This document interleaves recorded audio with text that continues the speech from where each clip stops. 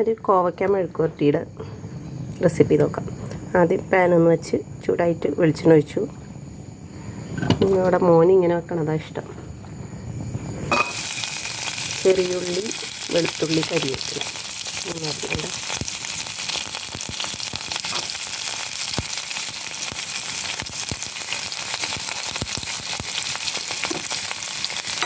ഇളക്കി കൊടുക്കാം.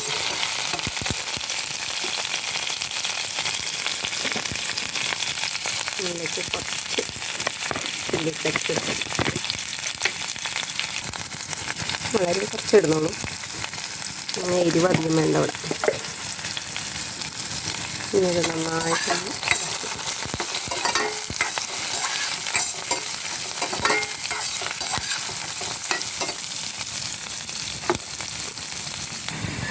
അത് നന്നായിട്ടായി.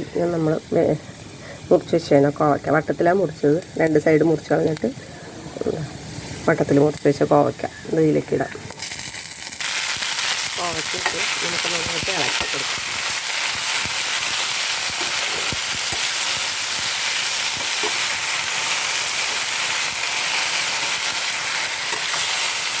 സ്റ്റീലിൻ്റെ പാത്രം കൊണ്ട് പെട്ടെന്നാവും. ഇതിൽ മഞ്ഞൾപ്പൊടി, ഉപ്പും ചേർക്കാം. മഞ്ഞൾപ്പൊടി ആവശ്യത്തിന് ഉപ്പ്, മുളക് പൊടി വേണമെങ്കിൽ ചേർക്കാം. പക്ഷെ ഇവിടെ അധികം എരിവൊന്നും വേണ്ടാത്തതുകൊണ്ട് മുളക് പൊടി ചേർക്കുന്നില്ല. ചില്ലി ഫ്ലെക്സിൻ്റെ തന്നെ എരിവുണ്ടാവും. ഇതിന് ഇളക്കിയിട്ട് ലേശം വെള്ളം ഒഴിച്ചിട്ട് അടച്ച് വയ്ക്കാം. ലേശം വെള്ളം ഒന്ന് ഒഴിച്ച് കൊടുക്കണ്ടേ, കോവയ്ക്ക് വേവാം. എന്നിട്ട് നമുക്ക് അടച്ച് വയ്ക്കാം. ഇടയ്ക്ക് തുറന്നൊന്ന് ഇളക്കി കൊടുക്കാം. വെള്ളം വറ്റി വരുന്നുള്ളൂ.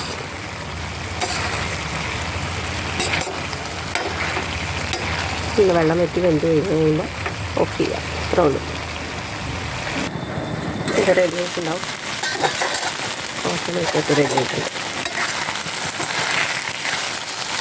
വെള്ളമൊന്നുമില്ല.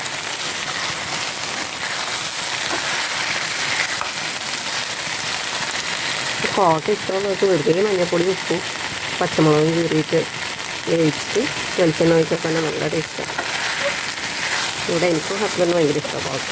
പിള്ളേർ കഴിക്കാൻ ഇങ്ങനെ ഓരോന്നൊക്കെ ചെയ്യണം. ചെറുതെന്നാലും കഴിക്കില്ല.